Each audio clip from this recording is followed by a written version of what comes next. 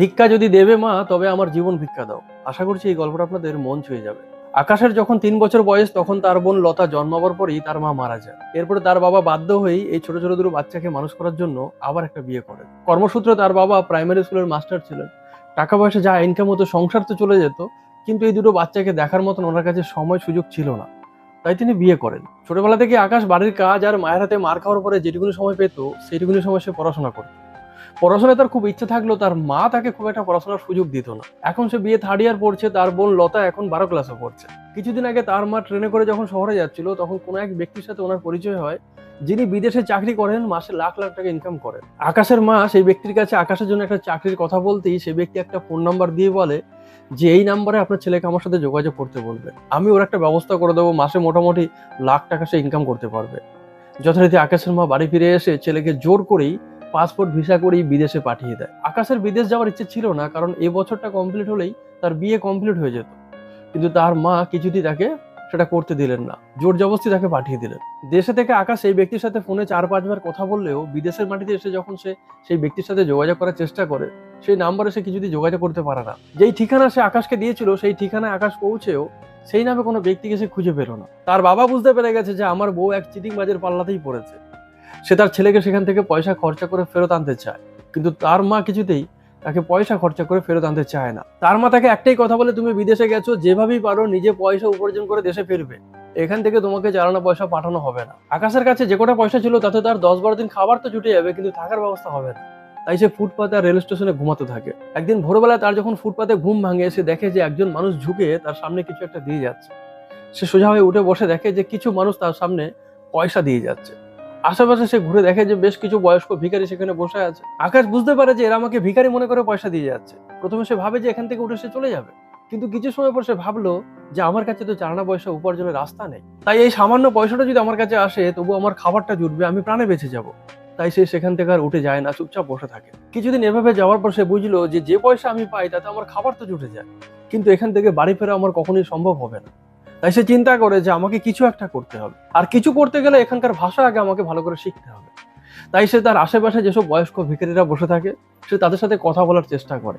কিছুদিন তাদের সাথে কথা বলতে বলতে আকাশ মোটামুটি সেখানকার ভাষাটা রপ্ত করে ফেলে। সপ্তাহ 3 পরে আকাশ দেখলো যে দুজন মানুষ তার সামনে দিয়ে তার নিজের মাতৃভাষায় কথা বলতে বলতে হেঁটে যাচ্ছে। আকাশ দৌড়ে গেল তাদের কাছে, গিয়ে বলল, দাদা প্লিজ আপনারা আমার কথাগুলো একটু শুনুন। তারা যখন দেখলো যে এই ছেলেটি আমাদের দেশের, তখন তারা তার সাথে সেখানে বসে সবকিছু শুনলো। সবকিছু বলার পর আকাশ তাদের কাছে একটা কাজের প্রার্থনা করলো।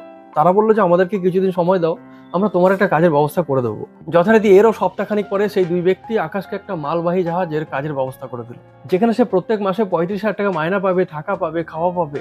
এটা আকাশের জন্য একটা বিশাল বড় খুশির খবর ছিল। তার থেকে বড় খুশির খবর ছিল যে এই জাহাজটা এই দেশ থেকে মাল নিয়ে তার নিজের দেশেই ফিরে যায়, আবার সেই দেশ থেকে মাল নিয়ে আবার এই দেশে ফিরে আসে। জাহাজে করে আকাশ যখন প্রথমবার মাল নিয়ে নিজের দেশের দিকে ফিরছে, তখন সে মনে মনে ভাবছিল যে আমি দেশে পৌঁছে গেলে আমি আর এই জাহাজে কাজ করব না, আমি সেখান থেকে বাড়ি চলে যাব। বাড়ি যাওয়াটাই তো আমার মেন উদ্দেশ্য ছিল। যাই হোক, ফ্রিতেই আমি আবার দেশে ফিরে যেতে পারবো। কিন্তু হঠাৎ করে তার মনে হলো, মা তো আমাকে বাড়িতে ঢুকতে দেবে না, তিনি তো পয়সা ছাড়া কিছুই বোঝেন না। একবার ছোটবেলায় লতার যখন জ্বর হয়েছিল, তখন তার মা শুধুমাত্র পয়সা খরচা করেনি বলে লতার একটা পা হালকা বেঁকে যায়। তারপর থেকে লতা খুঁড়িয়ে খুঁড়িয়ে চলে। আকাশের মনে হলো যে মা আমাকে কিছুতেই বাড়িতে ঢুকতে দেবে না, তাই সে বাড়ি যাওয়ার স্বপ্ন বাদ দিয়ে জাহাজে কাজ করাটাকে ঠিক মনে করে। সে তার বাবাকে ফোন করে জানায়, বাবা আমি একটা জাহাজে কাজ পেয়ে গেছি। তার বাবা বললো যে তুই আমাকে ছাড়া আর কাউকে বলিস না, এখন চুপচাপ থাক। যথারীতি আকাশ সেখানে 6 মাস ধরে কাজ করে। 6 মাসে সে প্রায় লাখ 2 টাকা জমিয়ে ফেলে। এরপরে সে ভাবলো, আমি যদি এই জাহাজে করে কিছু মাল কিনে নিয়ে এসে এখানে বিক্রি করি, আর এখান থেকে কিছু মাল কিনে নিয়ে গিয়ে আমি আবার বিদেশে বিক্রি করি, তাহলে তো আমার এক্সট্রা ইনকাম হবে, ভালো পয়সা আমি উপার্জন করতে পারবো। সে তার জাহাজের কর্মীদেরকে বলতেই তারা সবাই তাকে উৎসাহ দিল। তারা আকাশের সম্বন্ধে সবকিছুই জানতো, তারা আকাশকে যথেষ্ট ভালোবাসতো, স্নেহ করতো। যথারীতি আকাশ সেই 2 লাখ টাকা দিয়ে ছোট্ট করে ব্যবসা শুরু করে। এভাবে আরো মাস 6 কেটে যাওয়ার পরে আকাশের হাতে যখন প্রায় 7 লাখ টাকা জমে গেছে, তখন তার মা কোনো না কোনো ভাবে খবর পেয়ে যায় যে আকাশ জাহাজে চাকরি পেয়েছে। তার মা তাকে ফোন করে বলে, কিরে তুই তো আমাকে বললি না তুই জাহাজে চাকরি পেয়েছিস। তার সৎ মা এতদিন জানতো যে আকাশ ভিক্ষে করছে, তাই তিনি আর এতদিন তাকে ফোন করে খোঁজ নেননি। কিন্তু এখন যখন শুনেছে যে ছেলে জাহাজে চাকরি পেয়ে গেছে, তখন তিনি তাকে ফোন করে বলছেন, কিরে তুই টাকা পাঠাচ্ছিস না বাড়িতে? আকাশ বলল, মা আমি কিছুদিন আগে চাকরি পেয়েছি, এখনো মাইনা পাইনি, পেলেই পাঠাবো। এরও 1-1.5 মাস পরে আকাশ তার মাকে 2 লাখ টাকা পাঠিয়ে দেয়। এবার আকাশের বাবা আকাশকে বলে, এবার তুই তোর মাকে টাকা পাঠিয়েছিস, এবার তুই একবার এসে বেরিয়ে যা, কিন্তু বাড়িতে তুই কাউকেই বলবি না যে তুই ব্যবসা করছিস, তোর বোনকেও বলবি না। প্রায় বছর খানিক পরে আকাশ দেশে ফিরবে বলে 15 দিনের ছুটি নিয়ে সেই জাহাজে করে সব মালপত্র কিনে দেশের উদ্দেশ্যে রওনা করে। তার ইচ্ছা ছিল যে দেশে গিয়ে মালগুলো সব বিক্রি করে সব টাকা পয়সা গুছিয়ে আমি বাড়ি যাব, 15 দিন বেশ ভালোভাবে থাকবো, ঘুরবো ফিরবো, বোনের জন্য যদি কোনো ভালো পাত্র পাই তাকে সেখানে দেখে শুনে বেশ পয়সা খরচা করে বিয়ে থা দিয়ে আসবো। কিন্তু তার জাহাজ যেদিনকে দেশের বন্দরে ঢুকবে তার একদিন আগেই মাঝ সমুদ্রে সে জাহাজটা একটা দুর্ঘটনার কবলে পড়ে ডুবে যায়। জাহাজের সমস্ত কর্মীরা নিজেদের প্রাণ বাঁচাবার জন্য লাইফ বোট নিয়ে বেরিয়ে পড়ে, কিন্তু আকাশ কিছুতেই জাহাজ থেকে বেরোতে চায় না। তার সঙ্গীরা তাকে জোর করে জাহাজ থেকে বের করে নিয়ে যায়। তারা দূর থেকে দাঁড়িয়ে দাঁড়িয়ে দেখে যে তাদের জাহাজটা ডুবতে থাকে। আকাশ দেখে যে তার সামনে তার জাহাজটা ডুবে যাচ্ছে, তার সাথে সাথে তার নিজের স্বপ্ন, তার নিজের পরিশ্রম, তার বোনের বিয়ের স্বপ্ন সবকিছু সে জাহাজের সাথে ডুবে যাচ্ছে। এসব কিছু দেখে আকাশ আর নিজেকে ধরে রাখতে পারছিল না, কিন্তু তার সঙ্গীরা তাকে জোর করে ধরে রাখে। তারা তাকে নিয়ে কোনো রকমের তীরে পৌঁছায়। এরপর আকাশ ঠিক করে যে সে আর জাহাজে চাকরি করবে না। তার স্বপ্ন যখন আজ সব এই সমুদ্রেই তো লেগে গেছে, তাই সে আর এই সমুদ্রের ওপরে কোনো স্বপ্নের জাল বুনতে চায় না। এরপরে সে সেখান থেকে বাড়ি ফিরে যায়। সে যেতে যেতে ভাবে, যাই হোক মায়ের কাছে তো 2 লাখ টাকা আছে, সেই টাকাটা নিয়ে আমি ছোটখাটো একটা ব্যবসা শুরু করব, না হলে আবার পড়াশোনা শুরু করব। কিন্তু সে যখন শুকনো মুখে মায়ের সামনে গিয়ে দাঁড়ালো, তার মা তাকে দেখেই বুঝে গেছে যে এই ছেলে চাকরি ছেড়ে দিয়ে খালি হাতেই ফিরে এসছে। তাই তার মা আর তাকে ঘরে ঢুকতে বলে না, ভালোভাবে কথাও বলে না। সে তার মাকে বলে যে আমাদের জাহাজটা মাঝ সমুদ্রে ডুবে গেছে, আমরা কোনো রকমে সেখান থেকে প্রাণ বাঁচিয়ে বেঁচে ফিরেছি। তার মা তাকে বলে যে তুই প্রাণ বাঁচিয়ে কেন বেঁচে ফিরেছিস? জাহাজের সাথে ডুবে যেতে পারলি না? তুই বেঁচে ফিরে এমন কি কাজ উদ্ধার করে দিয়েছিস? তুই সারা জীবনে কিছু করেছিস এই পরিবারের জন্য? এরপর আকাশ ঘরে ঢুকে তার মাকে বলে যে আমার প্রচুর খিদে পেয়েছে, আমাকে কিছু খেতে দাও। কিন্তু তার মা তাকে কোনো খাবার দেয় না। তখন লতা রান্না করে যায় তার দাদার জন্য কিছু খাবার আনতে, কিন্তু তার মা গিয়ে তাকে আটকে দেয়। এরপর লতা তার বাবাকে ফোন করে যে দেখো বাবা, দাদা বাড়িতে এসে এই ঘটনা ঘটেছে, মা খাবার দিচ্ছে না দাদাকে। তখন তার বাবা তার মাকে ফোন করে বলে যে ছেলেটা বাড়ি এসে ওকে কিছু খেতে দাও, আমি বাড়ি গিয়ে তারপর কথা বলছি। এরপরে লতার মা রান্নাঘরে গিয়ে 2টো রুটি একটু তরকারি একটা থালায় করে এনে আকাশের হাতে দিয়ে বললো, এই নে তোকে ভিক্ষে দিলাম, খা। আকাশে খাবার থালাটা হাতে নিয়ে মনে মনে ভাবছে যে আমি কিছুদিন আগে মাকে 2 লাখ টাকা পাঠালাম, আজকে আমি কোনো রকমে প্রাণ বাঁচিয়ে বাড়ি ফিরে এসেছি, আর মা আমাকে বলছে কিনা তোকে আমি ভিক্ষে দিলাম, খা। তখন সে মায়ের দিকে তাকিয়ে বলে, মা ভিক্ষে যদি দেবে তবে তুমি আমার জীবন ভিক্ষা দাও। তার মা আর 1 সেকেন্ডও দেরি না করে বলে ফেললো, ঠিক আছে যা, তোকে আমি তোর জীবন ভিক্ষা দিয়ে দিলাম, সঙ্গে করে তুই তোর এই অপয়া বোনটাকে নিয়ে যা, তোরা এখান থেকে বিদায় হ। কথা বলতেই আকাশের বোনও 1 সেকেন্ডও লেট না করে তার দাদার হাত ধরে বলে, দাদা চল বেরিয়ে চল। আকাশ তার খাবার থালাটাকে সেখানে রেখে দিয়ে বোনের সাথে রাগ করে বাড়ি থেকে বেরিয়ে এলো। কিছু দূর আসার পর আকাশের মনে হলো যে বোনের হাত ধরে তো রাগ করে বেরিয়ে এলাম, কিন্তু আমরা যাবো কোথায়? বহু বছর তো আমাদের কোনো আত্মীয় স্বজনের সাথে সম্পর্কই নেই। সে তার পকেটে হাত দিয়ে দেখে যে তার পকেটে 8,000 টাকা আছে। সে এবার ভাবতে থাকে যে আমরা কোথায় যাব, কি করব। তখন তার মনে পড়লো যে তার এক মাসি আছে, কিন্তু সেখানে বহু বছর তাদের যাওয়া আসা নেই। সে তার বোনকে নিয়ে সেখানেই পৌঁছালো। মাসির বাড়িতে যেতেই মাসি তাকে জল দিল, খাবার দিল, সবকিছু শুনলো। সবকিছু শোনার পরে তার মাসি তাকে বললো যে ঠিক আছে, তুই যখন এসেছিস আজকের দিনটা এখানে থাক, কালকে তুই চিন্তা ভাবনা করবি যে কোথায় যাবি, কি করবি। আকাশ মনে মনে ভাবে যে আমি তো ভেবেছিলাম মাসির বাড়িতে আমার একটা আশ্রয় হবে, কিন্তু মাসি তো আমাকে প্রথম দিনই বাড়ির বাইরের রাস্তা দেখিয়ে দিচ্ছে। সে সারা রাত ধরে আর ঘুমোতে পারে না। সারা রাত ধরে সে ভাবে যে কি করি, কোথায় যায়। বোন তো আর সেই বাড়িতে ফিরতে চায় না। এই পৃথিবীতে আকাশের সবচেয়ে প্রিয় মানুষ, সবচেয়ে ভালোবাসার মানুষ হচ্ছে তার বোন। তার বোন আর সেই বাড়িতে যেতে চায় না, তাই আকাশও তাকে জোর করে সেই বাড়িতে পাঠাতে চায় না। কিন্তু সে তার বোনকে নিয়ে যাবে তো যাবে কোথায়? এইসব ভাবতে ভাবতে সারা রাত তার ঘুম আসে না। সকালবেলা সে তার মাসি মেশোকে বলে যে আমি চাই আমার বোনকে তোমাদের কাছে রেখে যেতে, প্রত্যেক মাসে ওর খাওয়া খরচা বাবদ আমি তোমাদেরকে 5,000 টাকা পাঠিয়ে দেবো। তার মাসি বলে যে 5,000 টাকা দিয়ে একটা মানুষের খাওয়া খরচা হয় নাকি? আকাশ বলে যে তাহলে বলো কত টাকা দিতে হবে। তার মাসি বলছে দেখ, একটা মানুষের কমসে কম মাসে 15,000 টাকা খরচা আছে। তখন আকাশ তার মাসিকে বলছে, মাসি 15,000 টাকা তো কত ফ্যামিলি চলে যায়। আকাশের মেশো বলে, দেখো বাবা, তুমি মাসে 12,000 টাকা পাঠিও, এর কমে আমরা একটা মানুষকে এখানে রাখতে পারবো না। আকাশ বললো ঠিক আছে তাই পাঠাবো, আমার কাছে এখন 2,000 টাকা আছে, আমি সপ্তাহখানি করে মাইনা পাবো, তাহলে আমি তখন বাকি টাকাটা পাঠিয়ে দেবো। কথা বলে আকাশ তার বোনের হাতে লুকিয়ে 2,000 টাকা দিয়ে তার কাজের উদ্দেশ্যে বেরিয়ে পড়ে। সে জাহাজের কাজে আবার ফিরে আসে। সপ্তাহখানিক পরে যে মাইনাটা তার পাওয়ার কথা ছিল, তার মালিক বলল যে এই মাসে আমি তোমাদের কাউকে মাইনা দিতে পারবো না। জাহাজ ডুবে যাওয়াতে আমার কয়েক হাজার কোটি টাকার ক্ষতি হয়েছে, সেখানে আমাকে ক্ষতিপূরণ দিতে হয়েছে। জাহাজের সব কর্মচারীরা বুঝলো যে মালিকের যা পরিস্থিতি, সত্যি ওনাকে জোর দিয়ে কিছু বলা যায় না। যথারীতি সবাই সেটা শুনলো, মানলো, কিন্তু শুনলো না আকাশের মাসির বাড়ির লোক। তারা একটা কথাই শুনতে চায়, সেটা হচ্ছে আকাশ 7 দিন পরে তাদেরকে টাকা পাঠাবে বলেছিল, টাকা পাঠাতে হবে। টাকা না পাঠালে তার বোন এখানে কি খাবে, না খেয়ে থাকবে। আকাশ বহু চেষ্টা করে তার মাসিকে টাকা পাঠাতে পারে না। তার জাহাজের কর্মীরাও তাকে খুব একটা সাহায্য করতে পারে না, কারণ তারাও 1 মাসের মাইনা পাবে না, তাদেরকে সংসার চালাতে হবে। যথারীতি মাসির একবার ঠিক করেও নেয় যে লতাকে বাড়ি থেকে বের করে দেবে, কিন্তু এত বড় মেয়ে কোথায় বের করে দেবে, লোকে কি বলবে, তাই তাকে বাড়িতে রেখে দেয়। তবে তার মাসি এখন হাত পা তুলে চুপচাপ বসে থাকে। বাড়ির সব কাজ তারা লতাকে দিয়ে করায়। দুপুর বেলায় লতার খাবার থালায় যদি ছোট মাছটা পড়েও, তবে রাত্রে বেলায় তার খাবার থালায় কিন্তু আর মাছ পড়ে না। বাকি সবার মাছ জুটলেও লতার মাছ জোটে না। লতার মাসির ছেলে তার থেকে 1 বছরের ছোট, তার এইসব খারাপ লাগে, কিন্তু সে কিছু বলে না। ছোটবেলা থেকেই তাদের কারোর সাথে কারো কোনো যোগাযোগ ছিল না, তাই তাদের প্রতি তার কোনো আন্তরিকতা থাকে না। কিছুদিন এভাবে যাওয়ার পরে সেই ছেলেটির খারাপ লাগে, যাই হোক ও তো আমার মাস্তুতো দিদি, এভাবে আমার মা ওকে না খাইয়ে রাখছে। তাই সে মাঝে মাঝে নিজের হাত খরচা থেকে কিছু খাবার কিনে এনে দিদিকে লুকিয়ে লুকিয়ে খাবার খেতে দিত। দিদির কাছেও কিছু পয়সা ছিল, দিদি যখন দেখলো যে ভাই আমাকে যথেষ্ট ভালোবাসছে, তখন দিদিও তাকে কিছু পয়সা দিত, খাবার কিনে এনে দুজনেই লুকিয়ে লুকিয়ে খেত।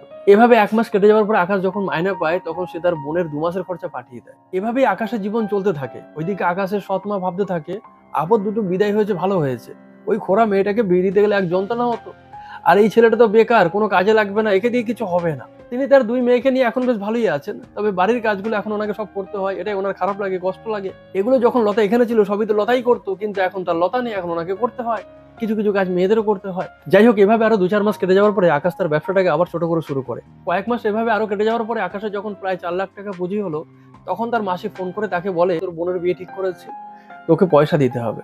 আকাশ বলে ঠিক আছে, আমি 20,000 টাকা পাঠিয়ে দেবো। আকাশের মাসি বলে যে না, 20,000 টাকায় কি হবে, তোর মাসির মেয়ের বিয়ে, তুই জাহাজে চাকরি করিস, 20,000 টাকা দিলে হবে নাকি? আকাশ বলে যে কত দিতে হবে বলো। আকাশের মাসি বলে যে এতদিনে তুই যা কাজ করেছিস সবকিছু খরচা বাদ দিয়ে তোর কাছে 1,00,000 টাকা তো হবে, তুই 1.5 লাখ টাকাই পাঠা, তোর বোনের বিয়ের সময় আমরা তোকে আবার দিয়ে দেবো। আকাশ মনে মনে ভাবে যে আমার বোনের বিয়ের সময় তোমরা যদি টাকা দিতে, তাহলে আমার বোনের জন্য তোমরা মাসে 12,000 টাকা করে খরচা নিতে না। 12,000 টাকা একটা মানুষের খাওয়া খরচা লাগে, কিন্তু আকাশ মুখে কিছুই বলতে পারে না। সে জানে যে এই টাকা তো কখনো মাসি ফেরত দেবে না, আর এই 4 লাখ টাকা থেকে 1.5 লাখ টাকা চলে গেলে আমার ব্যবসার আবার পুঁজি কমে যাবে। কিন্তু তার না দিয়ে কোনো উপায় নেই, কারণ তার বোনকে এখন সেখানে থাকতে হবে, তার বোন যেন এখন সেখানে ভালোভাবে থাকতে পারে। তাই আকাশ বাধ্য হয়েই তাকে 1.5 লাখ টাকাটা দিয়ে দেয়। আকাশের মেসো বলে যে ঠিক আছে, অসুবিধা নেই, তুমি তোমার বোনের 1-2 মাসের পয়সা না পাঠালেও চলবে, আমরা চালিয়ে নেবো। আকাশের মাস্তুতো বোনের বিয়ে খুব ভালোভাবেই মিটে যায়। বিয়ের 7 দিন পরে আকাশের মাসি তাকে ফোন করে বলে কিরে কিছু টাকা পাঠা, না হলে তো সংসার চলছে না। এরপরে আকাশের মাস্তুতো ভাই তার মায়ের দিকে তেড়ে আসে। এতদিন আকাশ আর লতার প্রতি তার খুব একটা ভালোবাসা ছিল না, খুব একটা ভক্তি ছিল না, কিন্তু আকাশ যখন তার নিজের দিদির বিয়ের জন্য 1.5 লাখ টাকা দিল, তারপর থেকে আকাশ আর লতার প্রতি তার একটা ভালোবাসা শ্রদ্ধা জন্মে যায়। সে তার মায়ের দিকে তেড়ে এসে বলে যে তোমরা কি মানুষ না অন্য কিছু, তোমরাই তো বললে যে এখন 1-2 মাস পয়সা না পাঠালে চলবে, তোমরা বললে বলে ও 1.5 লাখ টাকা দিল, এখন তোমরা ও 7 দিন যেতে না যেতে পয়সা চাইছো। এরপর আকাশের মাসুম এসে আর আকাশকে 1 মাস ধরে পয়সা চায় না। 1 মাস পরেই আবার আকাশ তার বোনের জন্য খরচা পাঠানো শুরু করে দেয়। এদিকে আস্তে আস্তে আকাশের মাইনাও বেড়েছে, বছর খানিকের মধ্যে সে মোটামুটি 10-12 লাখ টাকা পুঁজি করে নিয়েছে। আকাশের মাসি বুঝে যায় যে লতার বিয়ের আগেই বেশ কিছু টাকা পয়সা আকাশের কাছ থেকে নিতে হবে। এবার তিনি আকাশকে ফোন করে বলেন যে আমাদের বাড়িটা খারাপ হয়ে গেছে, ভেঙে ভেঙে পড়ছে, কিছু টাকা পয়সা দিয়ে বাড়িটাকে মেরামত করি। আকাশ বলে যে মাসি কিছুদিন টাইম দাও, আমার টাকা পয়সা এক জায়গায় আটকে আছে। এবার আকাশও বুঝে যায় যে মাসি কিন্তু আমাকে আর ছাড়বে না, এবার মাসে কিন্তু টাকার জন্য আমাকে প্রেশার করতেই থাকবে। তাই সে খবর কাগজে বোনের বিয়ের বিজ্ঞাপন দেয়। 3-4 মাসের মধ্যেই আকাশের পাশের গ্রামেই একটা সরকারি চাকরিজীবী ছেলে, যে লতাকে আগে থেকে চিনতো জানতো, সে লতাকে পছন্দ করে। বিয়ের সবকিছু ফাইনাল হয়ে যায়। এ খবর যখন লতার সৎ মায়ের কাছে পৌঁছায়, তিনি এ খবর শুনে এতটাই শোকাহত হলেন যে তিনি অসুস্থ হয়ে পড়লেন। লতার বাবা চাইছিল যে তার মায়ের কাছে আকাশ যে 2 লাখ টাকা দিয়েছিল, সেই টাকাটা এখন সে তাকে ফেরত দিয়ে দিক, কিন্তু লতার মা সেখান থেকে 4 আনা পয়সা ফেরত দিলেন না। খালি হাতেই লতার বাবা এলেন লতার কন্যাদান করতে। যথারীতি সব কাজকর্ম সম্পূর্ণ হলো। লতার বিয়েতে লতার মাসিও খুব কষ্ট পেল যে এই মেয়েটা যার মা মরে গেছে, যে ঘুরিয়ে ঘুরিয়ে চলে, সেই মেয়েটার এত ভালো জায়গায় বিয়ে হলো, আর আমার মেয়েটা এরকম জায়গায় বিয়ে হলো। যাই হোক, এরপর থেকে আকাশ আর লতা তার মাসি থেকে দূরত্ব বজায় রেখে চলা শুরু করলো। সম্পর্ক ছিল, তবে আগের মতন আর গভীর আর দায়বদ্ধতা ছিল না। লতার বিয়ের 2 মাস পর আকাশ তার নিজের কথা মতন তার মাসিকে 1.5 লাখ টাকা দিল বাড়িটাকে ঠিক করার জন্য। এদিকে আকাশের সৎ মা লতার বিয়ের খবর পাওয়ার পর থেকে শোকাহত হয়ে যে বিছানায় পড়েছিলেন, সেখান থেকে তিনি আর উঠে দাঁড়াতে পারলেন না। 6 মাস পরে তিনি মারা গেলেন। এরপর আকাশের বাবা আকাশকে বাড়িতে ডাকে, সে আসে, তার মায়ের যা যা কাজকর্ম করার সবকিছুই করে। এরপর থেকে আকাশ আর তার বোন লতা সেই বাড়িতে আবার ফিরে আসে। সেই বাড়ি থেকে তাদের আবার যাওয়া আসা শুরু হয়ে যায়। বছর 2 এভাবে যাওয়ার পরে আকাশের ব্যবসা এখন বিশাল আকার ধারণ করেছে। মোটামুটি 40 লাখ টাকার কাছাকাছি সে এখন পুঁজি করে ফেলেছে। এরপর আকাশ নিজে জাহাজের কাজটা ছেড়ে দিয়ে তার মাসির ছেলেকে সেই কাজে ঢুকিয়ে দেয়। বাড়ি থেকে এখন সে শুধু ব্যবসাটাই চালায়, তার মাসির ছেলেও তাকে হেল্প করে, সে তার মাসির ছেলেকে তার জন্য পয়সাও দেয়। আকাশের সৎ মা বেঁচে থাকতে ওনার ঘরে যে 2 কন্যা সন্তান ছিল, তারা আকাশকে আর লতাকে খুব একটা ভালোবাসতো না, কিন্তু তাদের মা মারা যাওয়ার পরে দাদার বাবা ছাড়া তো তাদের মাথার উপরে কেউ নেই। আর আকাশের এখন প্রচুর পয়সা, তাই তারা দাদাকে সম্মানও করে, দাদার কথা মতন চলেও। আকাশও দাদা হিসেবে তার নিজের সব দায়িত্ব কর্তব্য পালন করে, তার বাকি 2 বোনকে ভালো ছেলে দেখে অনেক টাকা পয়সা খরচা করে ধুমধাম করেই বিয়ে দেয়, এবং নিজেও বিয়ে করে সেই বাড়িতেই বাবার সাথে সেটেল হয়ে যায়। আমার লেখা এই ছোট্ট গল্পটা আপনাদের কেমন লাগলো জানাবেন অবশ্যই। ভালো থাকবেন সবাই।